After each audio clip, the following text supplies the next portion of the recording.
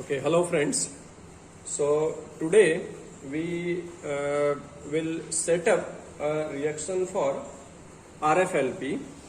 So RFLP,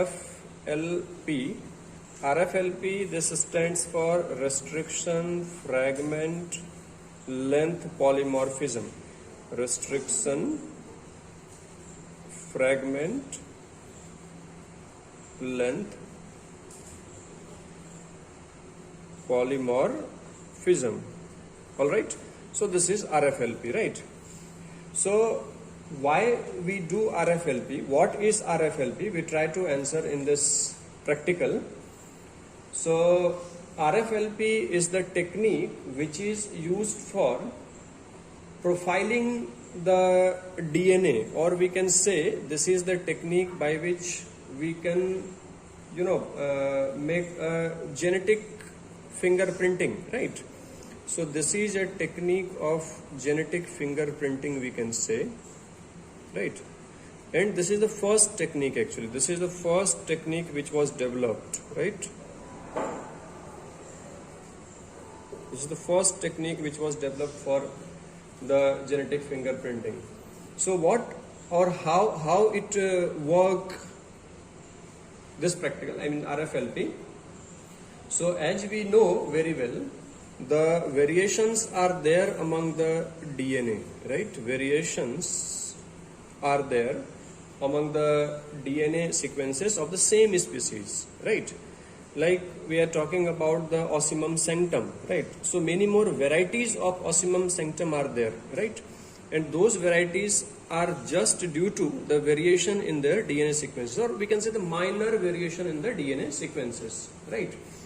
So due to those minor variations in the DNA sequences, they have different sites for the restriction enzyme due to those minor variations, right? And we here compare the restriction enzyme digestion profile, right? So what we do here, we compare the restriction digestion profile, right?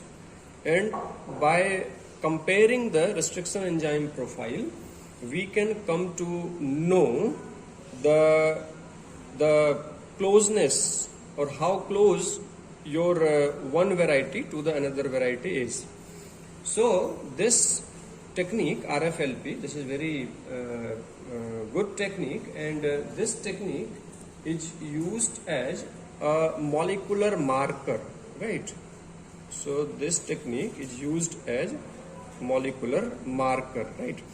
And this molecular marker, I mean RFLP, is a codominant marker, right? This question is asking very frequently, right? So this is codominant marker, right? This is codominant marker, right? Okay, so now this is a bit of introduction and the principle about the RFLP. So now we set up for the reaction mixture. So for reaction mixture, we make the cocktail. So what we do here, we are having here different DNA and restriction enzyme and other requirements. So here in this practical, what we do, we have 4 DNA samples, right? This is the first DNA sample. This is the first, second, third, and fourth, right? So 4 DNA samples we are having, and we do restriction digestion of all the 4 DNA samples by having 2 different enzymes, right? We have 2 different enzymes. One is here EcoR1, right? We use EcoR1, and another we use is the PST1, right? So here, by using these 2 enzymes, we'll make the double digestion of our samples, 4 samples, right? And then we compare. So we compare the 4th sample here with the 3 reference samples. Suppose we are taking this, and this 1, 2, 3 as a reference sample, and one sample which we wish to compare is the 4th sample, right? So here I am making the reaction mixture of 30 microliter. So this is the reaction mixture for the RFLP. See, we'll take DNA sample 15 microliter, 10x assay buffer 3 microliter, molecular biology grade water or Milky water 10 microliter, Eco R1 1 microliter and PST1 1 microliter. So this is 30 microliter. So now I am setting the reaction mixture. So first of all, I label 4 different microfuse tubes. So I label 1. So 4 samples we are having. 3 reference sample and 1 is the sample to which we wish to know the closeness of those samples. That 4th sample along with the 3 samples, 3 reference sample. So this is 3. So 1, 2, 3 we set here reference sample, right? Or this is actually the DNA from the varieties, 3 known varieties, and 4th is the unknown variety, right? For your understanding, right? So 4th is the unknown variety of DNA, right? So 1, 2, 3, 4 I have marked. Then we set reaction one by one. So we set reaction simultaneously in all the 4 Eppendorf microfuse tube. So from here I am taking, see this is the reference sample 1 I am taking, right? So 1, 2, 3, 4, right? All the DNA sample we are adding first, okay? So just you open this, because always then you have to open, right? I open once. So now I am loading, I am adding sample that is 15 microliter, right? So 15 microliter DNA I have to add. So this is 15 microliter, right? So sample 1, this is 15 microliter, right? This if you see, very minute amount, okay? So you discard the tip because the DNA samples are different, right? So you close it. Then this is second DNA sample. Again I am taking 15 microliter from this, okay? 15 microliter DNA. Number 2, so I am adding 2 microliter here. Then again you change the tip. Then third DNA sample, and these are the DNA sample which is known species, I mean known variety, I'm sorry, not species, right? Variation is among the same species, right? So this is the third variety or third DNA sample, right? This is third one, all right? Change the tip, and again this is the sample 4 or DNA 4, and we are interested to check the closeness of this DNA sample or this variety with the 3 reference sample, right? So this is 4th one, right? Yeah. So 15 microliter DNA I added in all the 4 microfuse tubes. Now I have to add 3 microliter of the assay buffer, right? So 3 microliter assay buffer. So this is 3 microliter, right? And I have to take this tip this time. Okay. So this one. So this is our 10x assay buffer. So I am taking 10x assay buffer. So 10x assay buffer 3 microliter I have to take, right? So very small quantity. And since this is very small volume, so I have to touch this, DNA sample and then press it and mix it well. So this is one. Change your tip because I have touched the DNA, right? So this is second.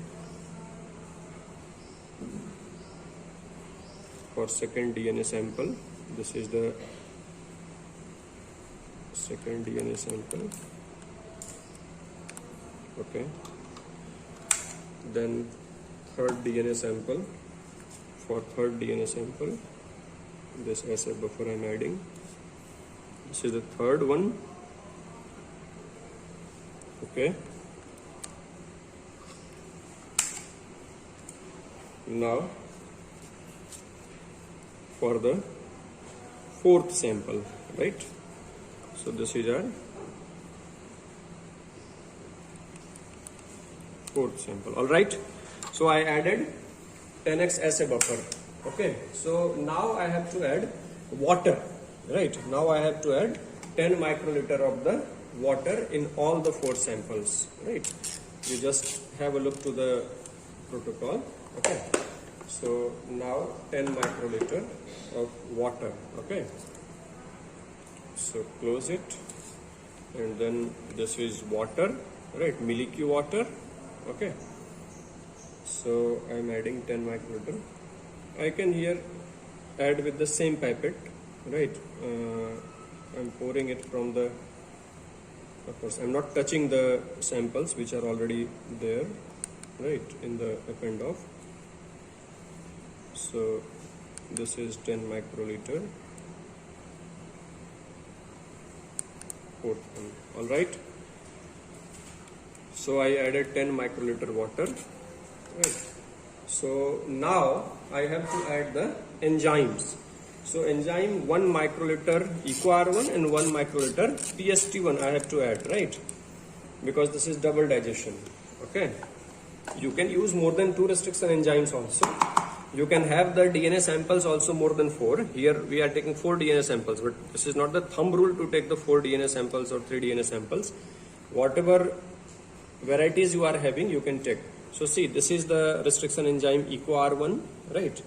So I am taking EcoR1 1 microliter, right, in each DNA samples or each reaction mixture. So this is 1 microliter.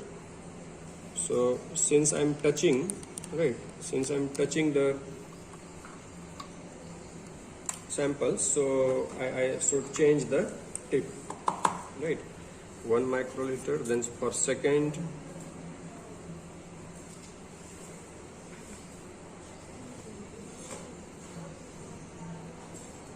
again 1 microliter,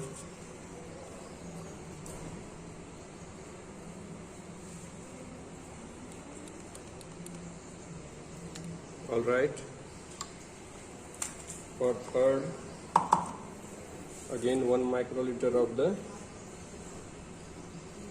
EcoR1. This is third one. All right. Again change the tip. If you are touching the samples, then you have to change the tip. This is fourth one, for fourth one, right? So this is fourth, right? Okay. And now I have to add the PST1. Okay. First of all, you close it. This is PST1. Just see, this is PST1, and we have to add now. Again 1 microliter according to the protocol. You can set your protocol accordingly also. I already set my protocol, that's why I am adding 1 microliter. It depends upon the units, how much unit enzyme you have to use for the given DNA, how much DNA you are taking and how much enzyme you have to add. That you can calculate by using the unit formula, right? This is again for the second. Okay, then discard the tips. Then for third DNA sample,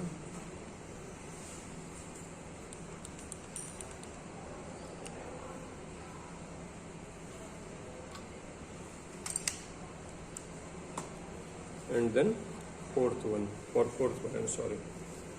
First of all, you take this. Okay, and then you mix the fourth one with fourth DNA, fourth sample, right? So now we completed with the mixing, right? And now just you close it and tap it gently so that everything will be would mixed, right? So I'm tapping here, right? So all the four sample you just tap, right? We already mixed with the pipette, still we are tapping so that it will mix well, okay? So I'm tapping here, and our optimization according to our protocol, we have to keep this mixture at 37 degrees centigrade for 2 to 3 hours depending upon our protocol at 37 degrees centigrade. So I'm putting these samples at 37 degrees centigrade for at least 2 hours, okay? So now I'm putting the reaction mixture at 37 degrees centigrade for 2 to 3 hours, okay? So just this is the reaction mixture and kept it for 2 to 3 hours.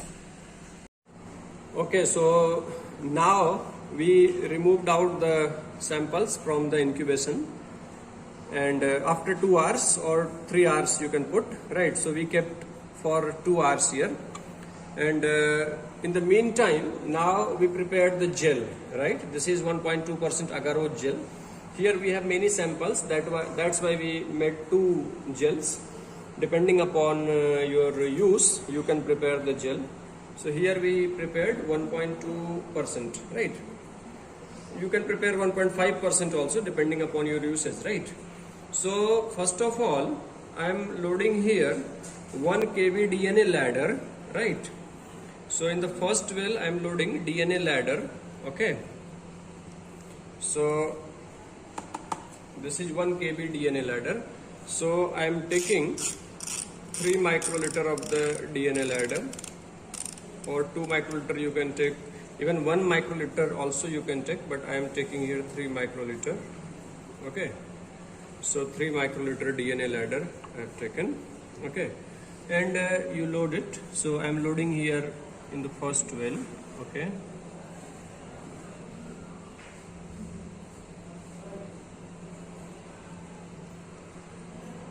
Okay, and I kept some black background below the gel so that you can see the wells very clearly. Now I am loading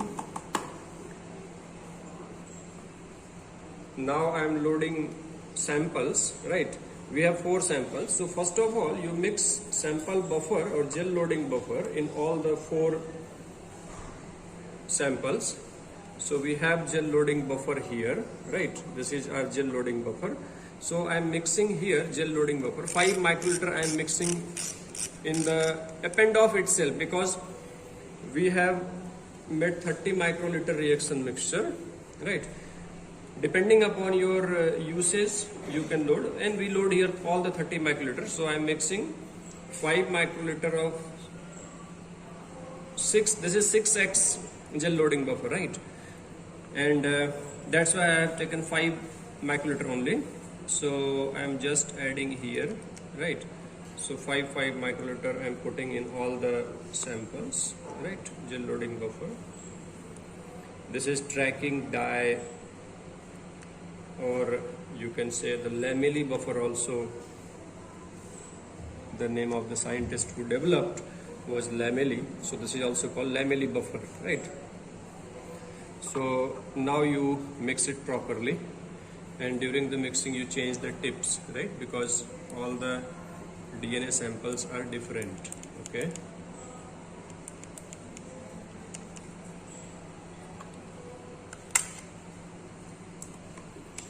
The second one, I'm mixing now the second sample.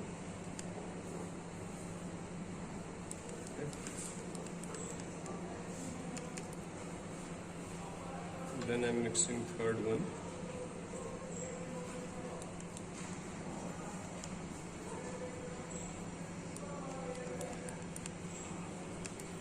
All right, then fourth one.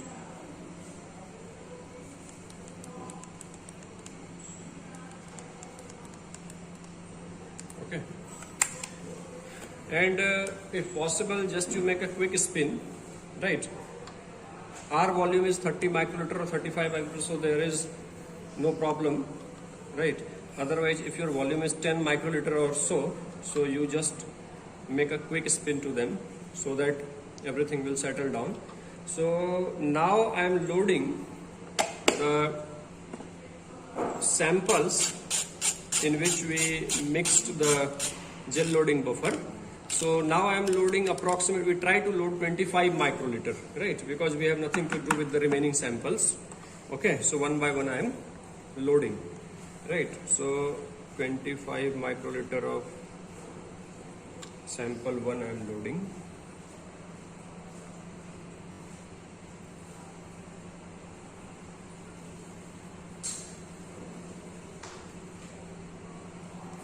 Okay, discard your tip because all the samples are different.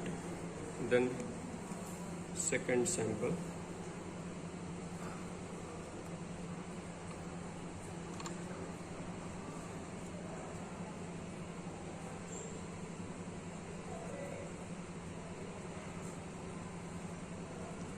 Always be careful that your gel won't get punctured, right? Otherwise your DNA will stuck into the punctured gel, right? So be careful during the time of loading. Then third sample I am loading here.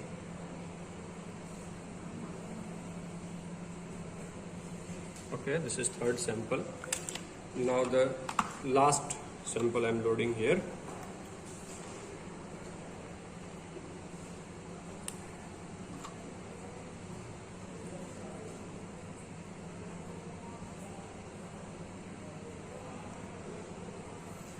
Okay, so I loaded all the samples. So now we run the gel at 70 or 100 or 120 volt, right, for half an hour or 45 minutes, and after that we'll visualize in the UV transilluminator. Okay, so if DNA would be there, different fragments will glow the it gives the orange fluorescence because ETBR is mixed in the gel. So now our running is completed, gel running is completed. So now we put the gel on the UV transilluminator to see the bands. Okay, so see, this is the UV transilluminator and I just kept the bands, gel, and you can see the bands here. So see, this is the molecular weight marker, right? This is molecular weight marker, and this one is the, this first one is the reference one, right? So we did not have any restriction digestion, we can see there, right? And the third lane, third lane is the reference 2, and the fourth lane is the reference 3, and this is our unknown, right? This is our unknown. We have to correlate the variety of this fourth to the other 3. So what we can see here, the bending pattern, if you see, there is one, this is one very dark band, and then 3 light bands are also there, you can see in the well number 1, 2, 3, 4 and 5 well, right? 4th and 5th well, you can see very well. So the bands are almost at the same molecular weight bands are there. So we can conclude that this unknown variety, this 4th number, right? This 4th number is the unknown variety, right? Is very much similar to the third one, right? Third reference. So that's it. So by doing RFLP, we can at least to understand the variety of a particular species, whether it is mostly the plant species. We do this technique mostly in the plants. So that's it, friend. So if you if this video is informative for you, you can forward to your friends, and colleagues, thank you very much.